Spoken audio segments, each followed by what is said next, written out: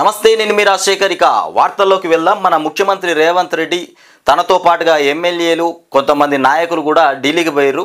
ఏది మన బీసీ 42% రిజర్వేషన్లు తప్పకుండా పార్లమెంటు ఆమోదం తెలపాలి అనేటువంటి అంశం మీద అక్కడ ధర్నా చేస్తూ ఉన్నారు. ఒకసారి చూద్దాం మరి ఎవరెవరు పోయారు, ఎంతమంది కూర్చున్నారు. ఇక బుధవారం నాడు ఢిల్లీలో ఆదిశ్రీని కూడా ఉన్నాడు. ఇక్కడ ఆదిశ్రీని విప్ బుధవారం ఢిల్లీలో నిర్వహించినటువంటి బీసీ పోరు గర్జన ధర్నాలో మాట్లాడుతున్నటువంటి ముఖ్యమంత్రి రేవంత్ రెడ్డి ఇక బీసీ బిల్లులు ఆమోదించకపోతే కేంద్రం పైన యుద్ధమే చేస్తామని చెప్తుండు. అయితే ఇక్కడ అసెంబ్లీలో మొత్తానికి బీసీ బిల్లుకు సంబంధించి ఉభయ సభలన్నీ మద్దతు ఇచ్చినాయి. అటు బీజేపీ ఇటు బీఆర్ఎస్ ఉన్న పార్టీలన్నీ మద్దతు ఇచ్చేసినాయి. అక్కడ నుండి పార్లమెంటు నుండి బిల్ ఆమోదం పొందాలి. పార్లమెంట్ నుండి ఆమోదం పొందాలంటే మేము ఢిల్లీకైనా వచ్చి ఫైట్ చేస్తామని బీజేపీ వాళ్ళు చెప్పినారు, ఇటు బీఆర్ఎస్ వాళ్ళు చెప్పినారు. మరి ఆ బిల్లు పాస్ అయ్యేంత వరకు కూడా మేము యుద్ధం చేస్తామని చెప్పినటువంటి మాట. మరి మొత్తానికైతే ఇప్పుడు ముఖ్యమంత్రి రేవంత్ రెడ్డి ఒక్కడే తన సహచరులతోని కలిసి ఢిల్లీలో ధర్నా నిర్వహించిండు. మొత్తానికి 42% బీసీ రిజర్వేషన్లు కల్పించాలి.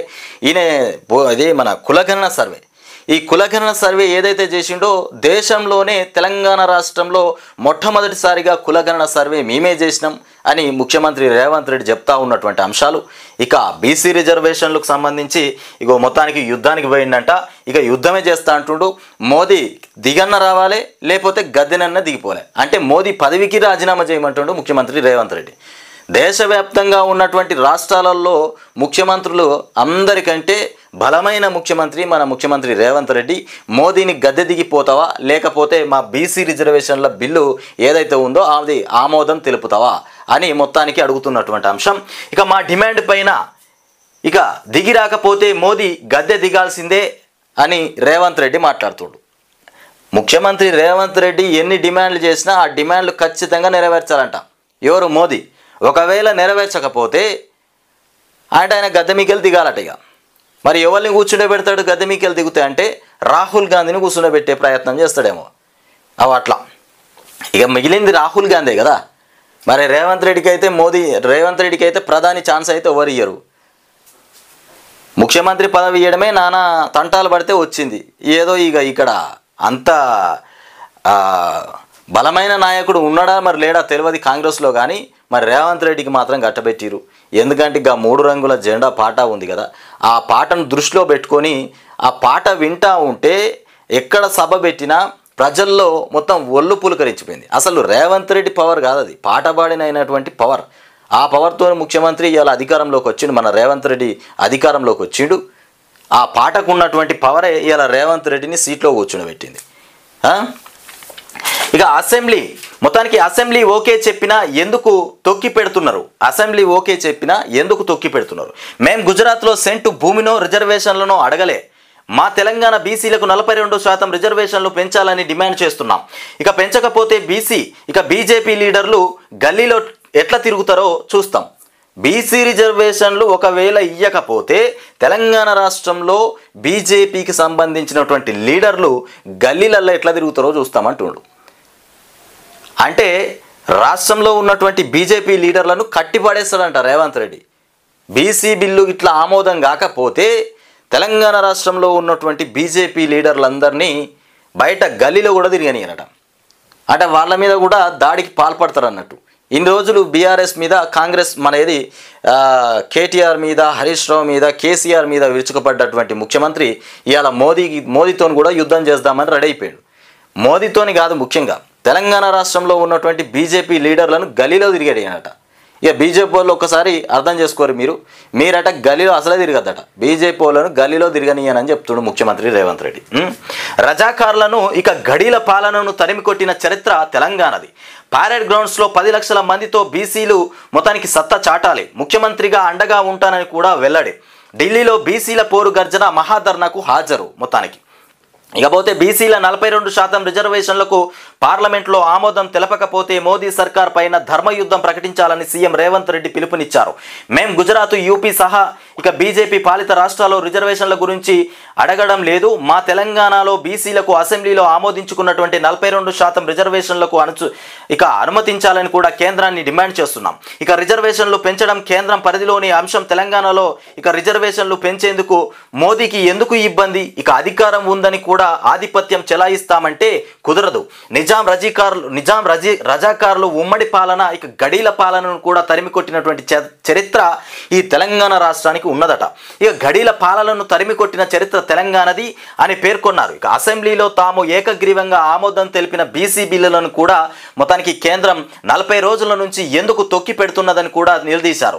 ఇక బీసీలంతా ఏకమై త్వరలో ప్యారెడ్ గ్రౌండ్స్ వేదికగా ఇక 10 లక్షల మందితో ధర్మయుద్ధం చేపట్టాలి అని, ఇక బీసీల శక్తి ఏమిటో ప్రధాని మోదీకి చూపాలి. ఎట్లా రిజర్వేషన్లు అమలు కావో ఇక అప్పుడు చూద్దాం. అప్పటికి మోదీ మొత్తానికి ఆమోదించకపోతే ఎర్రకోట పైన కూడా జెండా ఎగరవేసి రిజర్వేషన్లు సాధించుకుందామని అన్నారు. ఇక రిజర్వేషన్ల సాధనలో రాష్ట్ర ముఖ్యమంత్రిగా బీసీలకు అండగా ఉంటానని చెప్పారు. ఇంకెంతో కాలం ప్రధాని మోదీ బీసీ ముసుగులో దేశాన్ని మొత్తానికి ఏలలేరని కూడా బీసీ రిజర్వేషన్ల డిమాండ్లకు ఆయన మొత్తానికి దిగిన్నే రావాలని లేదా అధికారం నుంచి దిగన్న పోవాలి. రిజర్వేషన్ల డిమాండ్కు ఆయన దిగన్న రావాలి లేదా అధికారం నుంచి దిగన్న పోవాలట. ఇసుమంత సాయం చేస్తే జీవితాంతం గుర్తు పెట్టుకునేటువంటి జాతి బీసీలది. ఈ జాతికి అన్యాయం చేస్తే వాళ్ళు పోరనే విషయాన్ని మోదీ గుర్తుంచుకోవాలని కూడా అని చెప్తున్నటువంటి అంశం. ఇక ముఖ్యమంత్రి రేవంత్ రెడ్డి చెప్తా ఉన్నాడు, అసెంబ్లీలో బీజేపీ వాళ్ళు బీఆర్ఎస్ వాళ్ళు మద్దతు ఇచ్చారు బిల్ పాస్ చేయడానికి. అక్కడ మద్దతు ఇచ్చారు, అక్కడ నుండి పార్లమెంట్లో మరి బిల్ పాస్ కావట్లేదు. 40 రోజులు అయిందట. 40 రోజులైనా దాని మీద ఎలాంటి నివేదిక ఇంతవరకు బయటకు రాలే. మరి రాకపోయేసరికల్లా ప్యారెడ్ గ్రౌండ్లో లక్షల మంది బీసీలతోని యుద్ధం, ధర్నా పెడతాను లేకపోతే మీటింగ్ పెడతాను, బీసీలు అంటే ఏందో చూపెడతానని ముఖ్యమంత్రి అంటుండు. మరి ఇవాళ వాస్తవానికి మరి బీజేపీ వాళ్ళు బీఆర్ఎస్ వాళ్ళు ఎందుకు దీంట్లో ఇన్వాల్వ్ కావట్లేదు? మరి ఎందుకు కావట్లేదు అనేది ఇంతవరకు తెలియనటువంటి విషయం. మరి అసెంబ్లీలో ఖచ్చితంగా ఈ బీసీ బిల్లు పైన మేము యుద్ధం చేస్తామని మాట్లాడారు. మరి ఇప్పుడైతే బీసీ బిల్లుకు సంబంధించి వాళ్ళైతే బయటకు రావట్లేదు. మరి ఇంకేమైనా జరుగుతుందా లోపట? మరి రేవంత్ రెడ్డి ఇది కుట్రపూరితమైనటువంటి నాటకాలు ఆడుతుండా అనేది మాత్రం తెలియదు. మరి బీసీ బిల్లు ఆమోదం తెలిపే వరకు వెయిట్ చేయాలన్నా? మరి రేవంత్ రెడ్డి మరి ధర్నా పేరుతోని ఢిల్లీకి పోయిండు. తెలంగాణ రాష్ట్రంలో మొత్తానికి అమలు చేయాల్సినటువంటి పథకాలు ఏవైతే ఉన్నాయో అవి అమలు కాకుండా వాటి మీద ప్రజల దృష్టి మళ్లించకుండా ప్రజల దృష్టిని వ్యతిరేకించే విధంగా ఢిల్లీకి పోయి ధర్నాలు చేస్తూ ఉన్నాడు. రేవంత్ రెడ్డిని ఏదైనా అడిగితే ఢిల్లీకి పోతాడు. ఇక వక్ఫా బిల్లు పాస్ అయిపోయిందంట. 12 గంటల సుదీర్ఘ చర్చ తర్వాత ఆమోదించిన లోక్సభ. ఇక మొత్తానికి సభలో అధికార ప్రతిపక్షాల మధ్య వాడివేడిగా సాగినటువంటి చర్చ. వక్ఫ్ ఆస్తుల నిర్వహణ కోసమే బిల్లును తెచ్చామన్న కేంద్ర మంత్రి మొత్తానికి రిజిజు. ఇక ప్రతిపక్షాల తప్పుడు ప్రచారం చేస్తున్నాయి. అమిత్ షా ఇక మైనార్టీలను కూడా కించపరుస్తున్నారు.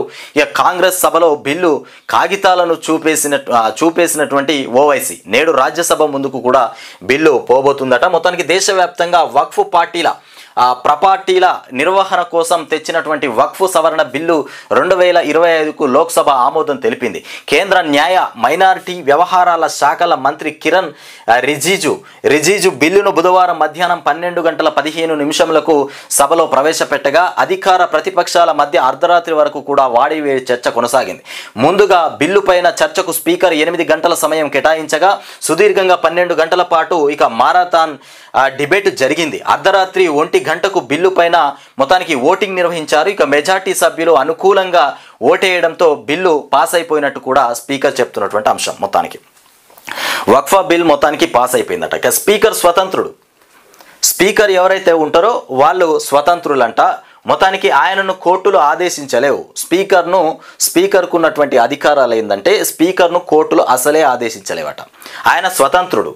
ఆయన చెప్పిందే న్యాయం. ఆయన ఏం చెప్తే అదే కరెక్ట్ అన్నట్టు. స్వతంత్రుడు.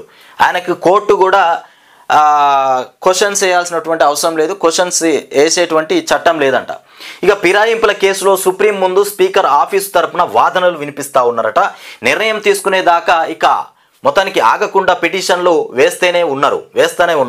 స్పీకర్కు రాజ్యాంగం విశేష అధికారాలు ఇచ్చింది. ఆయన మొత్తానికి డెసిషన్ తీసుకున్నాకే న్యాయ సమీక్షకు ఛాన్స్ ఉంటుంది.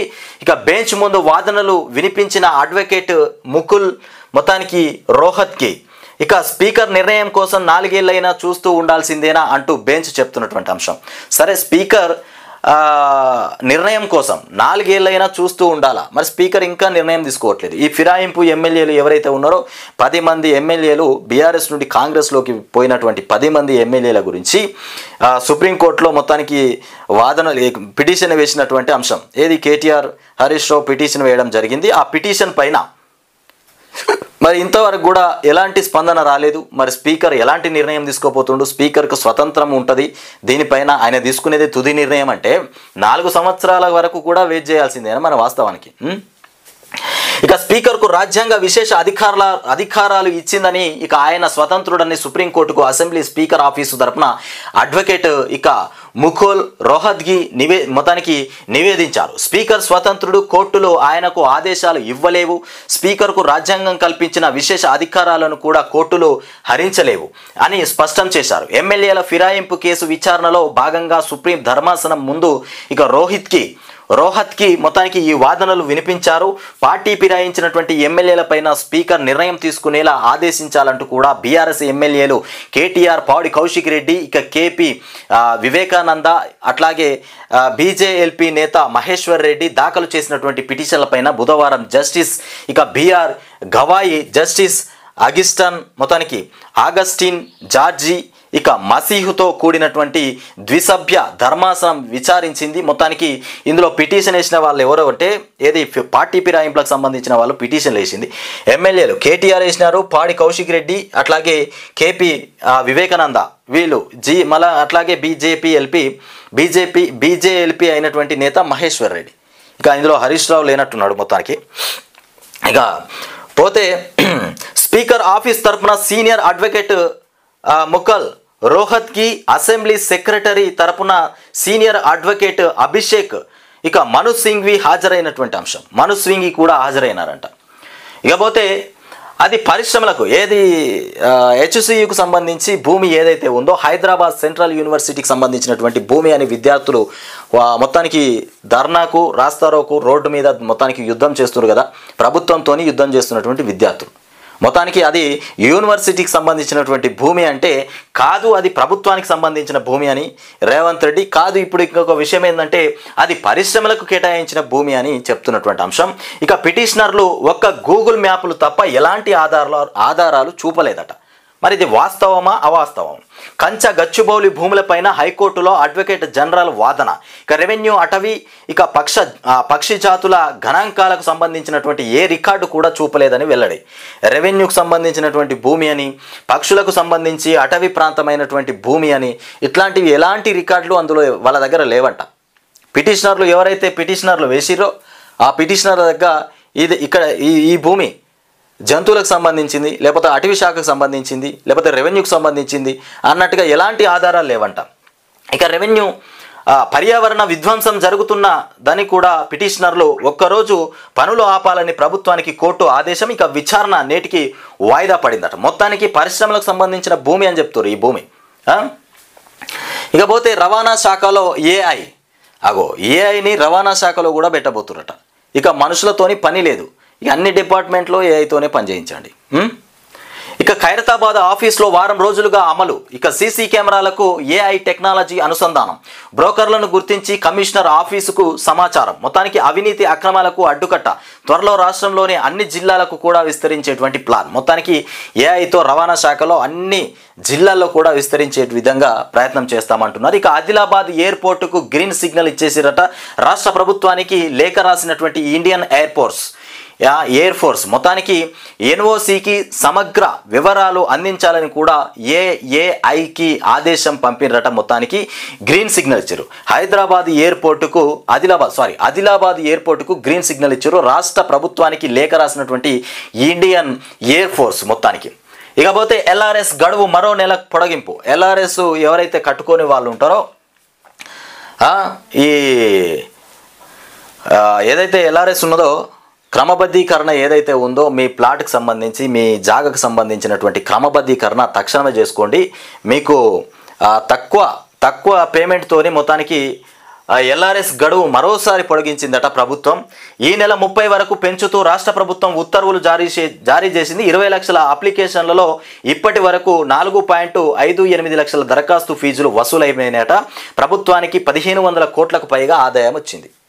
1500 కోట్లకు పైనే ఆదాయం వచ్చిందట ఈ ఎల్ఆర్ఎస్ వల్ల. ఇక రేవంత్ రెడ్డికి అటు మద్యం నుండి ఆదాయం, ఇటు ఎల్ఆర్ఎస్ నుండి ఆదాయం, ఆ భూములు అమ్మితే వాటికో 30,000 కోట్లు, మొత్తం కోట్లలోనే వస్తుంది ఆదాయం. 1500 కోట్లు వచ్చిందంట ఎల్ఆర్ఎస్కు సంబంధించి. మరి డబ్బులన్నీ ఎక్కడ పోతున్నాయి? 150,000 కోట్ల అప్పు తీసుకొచ్చారు. ఈ పైసలన్నీ ఎక్కడ పోయినాయి? శాంతి చర్చలకు మేము రెడీ. ఇక లెటర్ను విడుదల చేసినటువంటి మావోయిస్టు పార్టీ మొత్తానికి కేంద్ర కమిటీ మొత్తానికి గిరిజన యువకులను ఇక బలగాల్లోకి తీసుకొని ఎన్కౌంటర్లు చేస్తున్నారు. ఆపరేషన్ కాగర్ పేరుతో చేస్తున్నటువంటి హత్యాకాండాలను కూడా నిలిపివేయాలి. సానుకూల వాతావరణం కల్పిస్తే ఇక కాల్పులు విరమణ ప్రకటిస్తామని కూడా వెల్లడి చేస్తున్నారట. మొత్తానికి ఇక కడవెండి కన్నీటి సంద్రం స్వగ్రామంలో ముగిసినటువంటి మావోయిస్టు రేణుక అంత్యక్రియలు, భారీ సంఖ్యలో తరలివచ్చినటువంటి ప్రజా సంఘాల లీడర్లు, ఇక మాజీ మావోయిస్టులు, గ్రామస్తులు మొత్తానికి శాంతి చర్చలకు మేము రెడీ అంటున్నారు మావోయిస్టులు. చర్చలు పెట్టుకొని శాంతిగా మేము రెడీ అని చెప్తున్నారు మావోయిస్టులు. ఇక లెటర్ను విడుదల చేసినటువంటి మావోయిస్టు పార్టీ కేంద్ర కమిటీ శాంతిగా చర్చలు చేసుకోవడానికి మావోయిస్టు కమిటీ పార్టీ మొత్తానికి లెటర్ విడుదల చేసిందట. గిరిజన యువకులను మొత్తానికి బలగాల్లోకి తీసుకొని ఎన్కౌంటర్లు చేయిస్తున్నారట.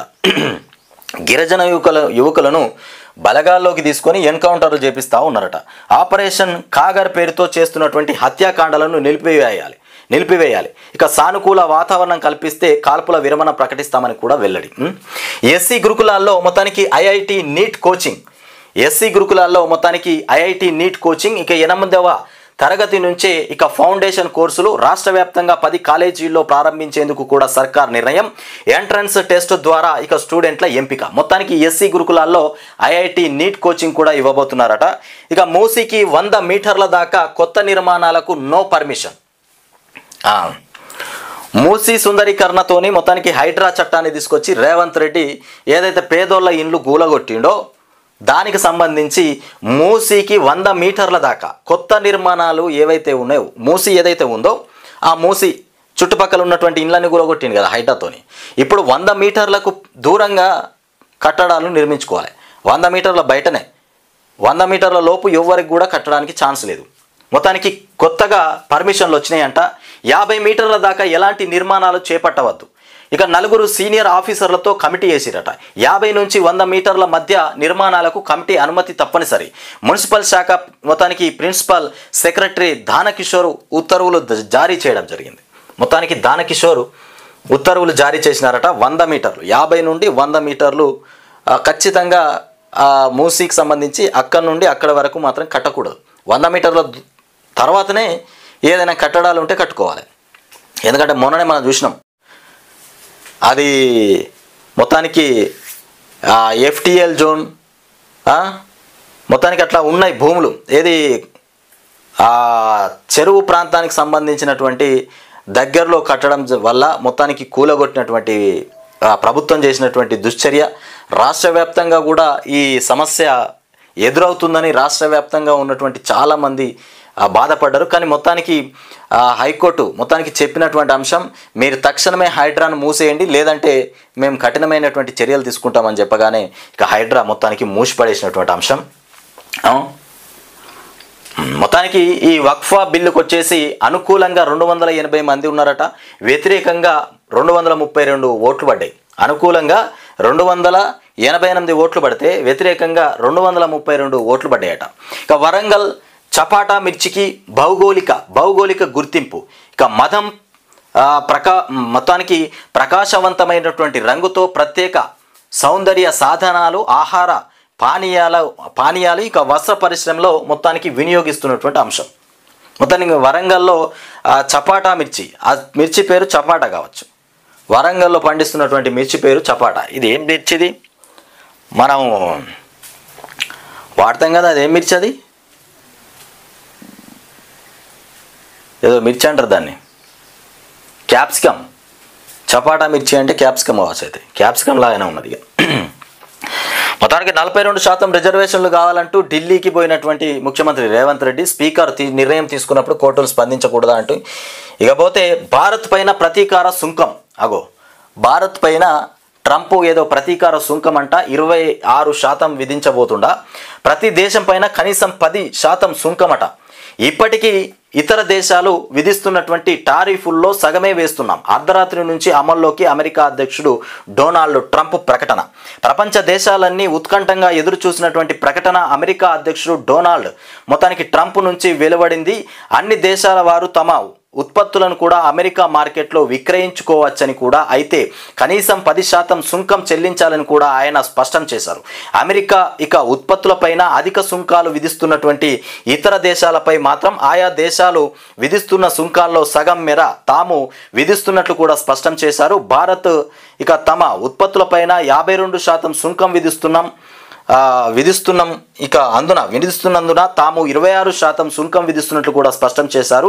భారత కాలమానం ప్రకారం బుధవారం నాడు అర్ధరాత్రి దాటాక 1:30 గంటలకు, అమెరికా కాలమానం ప్రకారం బుధవారం సాయంత్రం 4 గంటలకు వాషింగ్టన్ బీసీలోని వైట్ హౌస్ రోజ్ గార్డెన్లో తన క్యాబినెట్ సహచరుల సమక్షంలో ట్రంప్ వివిధ దేశాలపైన విధిస్తున్నటువంటి ప్రతీకార సుంకాలను వెల్లడించారు. ఇక వీటికి సంబంధించినటువంటి అధికారిక ఆదేశాలపైన సంతకం చేశారు. ఇక చైనా, జపాన్, థాయిలాండ్, ఇక వియత్నాం, భారత్ తమపై అధిక సుంకాలు విధిస్తున్నటువంటి విషయాన్ని ఆయన ఈ సందర్భంగా మొత్తానికి ప్రస్తావించిందట.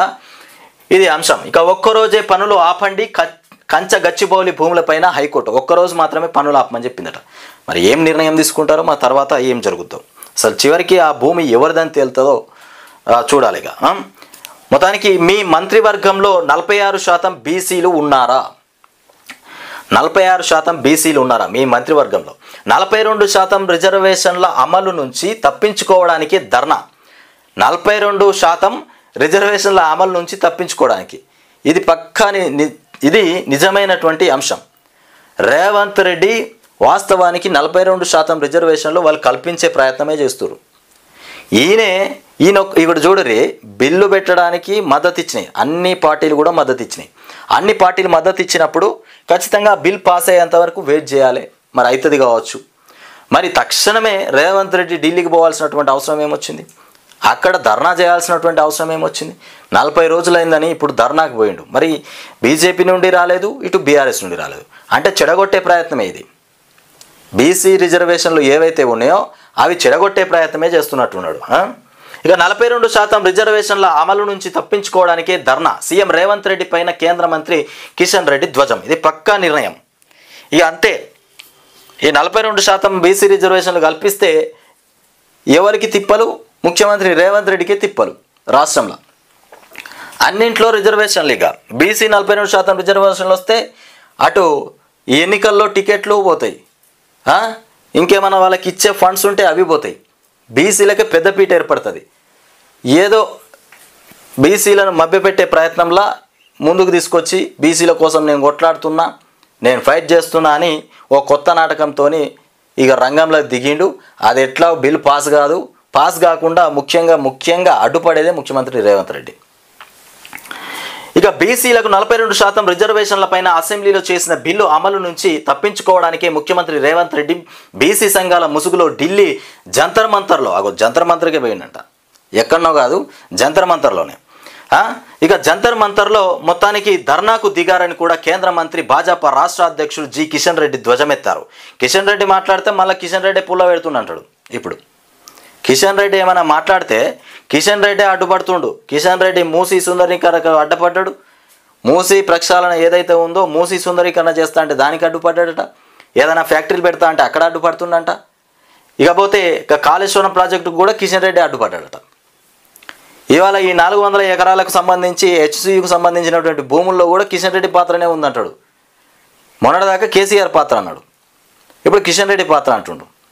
ఇక కేసీఆర్ ఇక ఇయ్యాలో రేపు ఇక 27వ తారీఖు నాడు పెద్ద మీటింగ్ పెట్టబోతుండు. మరి ఆ జనాలను చూసి మరి రేవంత్ రెడ్డి ఎటు పారిపోతాడు ఇక. ఇకపోతే ధ్వజమెత్తారు. ఇక బీసీలకు రిజర్వేషన్లు పెంచడంలో రేవంత్ రెడ్డికి మొత్తానికి చిత్తశుద్ధి లేకుండా పోయింది. రేవంత్ రెడ్డికి చిత్తశుద్ధి లేకుండా పోయింది.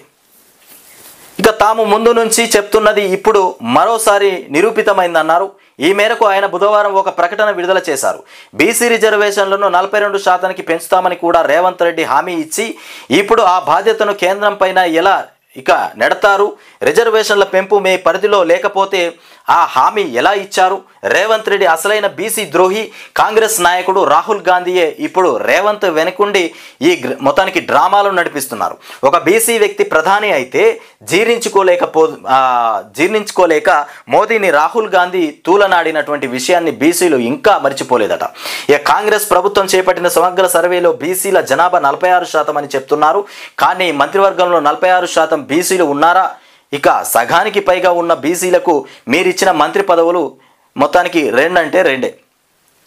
సగానికి పైన బీసీలే ఉన్నారట. ఏది మంత్రివర్గంలో ఎమ్మెల్యేలు అందా వీళ్ళు ఇచ్చింది 2 మంత్రి పదవులు ఇచ్చిరట. ఇగో ఇది కథ. ఇక మేము చేతులు ముడుచుకొని కూర్చోవాలా. ప్రజాస్వామ్యం నగ్నంగా నాట్యం చేస్తుంటే చూస్తూ ఊరుకోలేం. పార్టీ ఫిరాయింపులపై సుప్రీంకోర్టు సంచలనమైనటువంటి వ్యాఖ్యలు చేసింది. స్పీకర్ తీరుపైన న్యాయమూర్తి ఆగ్రహం. ఇక నిర్ణీత గడువు అంటే 4 ఏళ్ల అని ప్రశ్న. మాకు అధికారాలే కాదు బాధ్యతలు ఉన్నాయి. గడువు చెప్పలేకపోతే మాకు ఇక వదిలేయండి. ఏం చేయాలో తమకు తెలుసన్న న్యాయస్థానం. సుప్రీంకోర్టుకు మొత్తానికి జోక్యం చేసుకునే అధికారం లేదని ఇక మొత్తానికి ముఖల్ రోహత్గి వాదనలు. ఎన్ని రోజులయ్యా గడువు? ఇక స్పీకర్ చెప్తా ఉన్నాడు, ఆ పార్టీ ఫిరాయింపుల ఎమ్మెల్యేకి సంబంధించి నాకు గడువు కావాలి. 4 ఏళ్ళు గడువే కావాలని. 4 ఏళ్ళు అయితే ఆయన పదవి మొత్తం పార్టీ అయిపోతుంది. మళ్ళీ ఎమ్మెల్యే ఎన్నికలు వస్తాయి, ప్రభుత్వమే దిగిపోయే సమయం వస్తుంది. మరి ఇంకెన్ని రోజులు గడువు కావాలి? నీతోని కాకపోతే మరి మేము తీసుకుంటాం దానికి సంబంధించినటువంటి నిర్ణయం అని సుప్రీంకోర్టు చెప్తా ఉన్నదట. ఇక వీళ్ళకు ఏది సుప్రీంకోర్టు ఇక స్పీకర్ ప్రకారము ఇక ప్రభుత్వానికి సంబంధించినటువంటి అడ్వకేట్స్ చెప్తా ఉన్నారట, స్పీకరు స్వతంత్రుడు, ఆయనకు పూర్తి స్వతంత్ర హక్కులు ఉంటాయి. ఆయన చెప్పింది తుది నిర్ణయం, ఆయన చెప్పేదాకా వెయిట్ చేయాలి. సుప్రీంకోర్టు స్పీకర్ను ఆదేశించాల్సినటువంటి చట్టం లేదు. సుప్రీంకోర్టు స్పీకర్ను ఎలాంటి మాట అనడానికి హక్కే లేదట ఇక ఈ నిర్ణయాలపైన అని వాళ్ళు చెప్తా ఉన్నారు. ఏ చట్ట ప్రకారం లేదో చెప్పాలని న్యాయమూర్తి ప్రశ్న. వాదనలు ఏ చట్ట ప్రకారం లేదో ఒకసారి చెప్పాలని ప్రశ్న వేసిరట న్యాయమూర్తి. తదుపరి విచారణ నేటికి వాయిదా. ఎమ్మెల్యేల అనర్హతకు సంబంధించిన కేసుపైన సుప్రీంకోర్టులో వాడివేడిగా వాదనలు జరిగాయి. సుప్రీంకోర్టు అధికార పరిధి అంశం చర్చకు రావడంతో న్యాయమూర్తులు కూడా సీరియస్ అయ్యారు. స్పీకర్ వ్యవహరిస్తున్నటువంటి తీరుపైన పదే అభ్యంతరం వ్యక్తం చేశారు.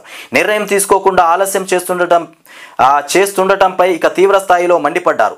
తమకు అధికారాలే కాదు బాధ్యతలు ఉన్నాయని కూడా అన్నిటినీ చూస్తూ ఊరుకోలేమని కూడా స్పష్టం చేశారు. ఇకపోతే సుప్రీంకోర్టు మరోసారి ముఖ్యమంత్రి రేవంత్ రెడ్డికి చివాట్లు పెట్టిందట. సుప్రీంకోర్టు ముఖ్యమంత్రి రేవంత్ రెడ్డికి మరోసారి చివాట్లు పెట్టింది. గతంలో ఎమ్మెల్సీ కవిత మొత్తానికి బెయిల్పై అనుచిత వ్యాఖ్యలు చేసి అత్యున్నత న్యాయస్థానం ఆగ్రహానికి గురయ్యారు. క్షమాపణలు కూడా చెప్పాల్సినటువంటి పరిస్థితి వచ్చింది. అయినా కూడా వెనక్కి తగ్గని రేవంత్ రెడ్డి తాజాగా సుప్రీంకోర్టులో ఎమ్మెల్యేల ఫిరాయింపు కేసుపై మొత్తానికి నిండు అసెంబ్లీలోనే మాట్లాడారు. ఇక దీనితో కోర్టు సీరియస్ అయింది. రేవంత్ రెడ్డి పైన సుప్రీంకోర్టు ఆగ్రహం వ్యక్తం చేసింది. అసెంబ్లీలో సీఎం చేసిన వ్యాఖ్యలపైన సీరియస్ అయిందట సుప్రీంకోర్టు. 10 షెడ్యూల్ను ఇక అపహాస్యం చేస్తున్నారా అంటూ మొత్తానికి గతంలోనూ ఇలాంటి వ్యాఖ్యలే చేశారు. ఇక సీఎంను హెచ్చరించాలని న్యాయవాదికి సూచన చేసిరట. ఇక సీఎంను హెచ్చరించాలని న్యాయవాదికి సూచన. ఇదేంది కొట్టేసిరు? ఇక్కడ కొట్టేసిరా లైన్లు దాంట్లో పడ్డాయా? లేకపోతే బీఆర్ఎస్ నుంచి కాంగ్రెస్లో చేరినటువంటి 10 మంది ఎమ్మెల్యేల అనర్హతకు సంబంధించిన కేసుపైన సుప్రీంకోర్టులో బుధవారం వాదనలు జరిగాయి. గత వారం బీఆర్ఎస్ తరపున న్యాయవాది మొత్తానికి సుందరం వాదనలు వినిపించగా బుధవారం రోజు స్పీకర్ తరపున మొత్తానికి ముకుల్ రోహత్గి అలాగే ముఖ్యమంత్రి రేవంత్ రెడ్డి పైన సుప్రీంకోర్టు తీవ్ర ఆగ్రహం వ్యక్తం చేసింది. ఎమ్మెల్యేలు ఎవరు పార్టీ మారినా ఉప ఎన్నికల రావు అంటూ కూడా సీఎం రేవంత్ రెడ్డి అసెంబ్లీలో చేసిన వ్యాఖ్యలపై సుప్రీంకోర్టు ఇక అసహనం వ్యక్తం చేసింది. బుధవారం పార్టీ ఫిరాయింపుల కేసుపైన విచారణ సందర్భంగా పిటిషనర్ల తరపు న్యాయవాది సుందరం ఈ అంశాన్ని కోర్టు దృష్టికి తీసుకెళ్లారు. ఇక సీఎం ప్రకటనకు సుప్రీంకోర్టు బెంచ్కు చదివి వినిపించారు. పార్టీ మారిన సభ్యులు ఆందోళన చెందాల్సినటువంటి అవసరం లేదు. ఎవరు ఏ పార్టీ మారినా ఉప ఎన్నికలు రావు. వారు ఇక కోరుకున్న అది జరగదు అని కూడా మాట్లాడారని కోర్టుకు చెప్పారు. దీనిపైన జస్టిస్ గవాయ్ ఆగ్రహం వ్యక్తం చేశారు. ఇగో ఇది అసెంబ్లీలో ముఖ్యమంత్రి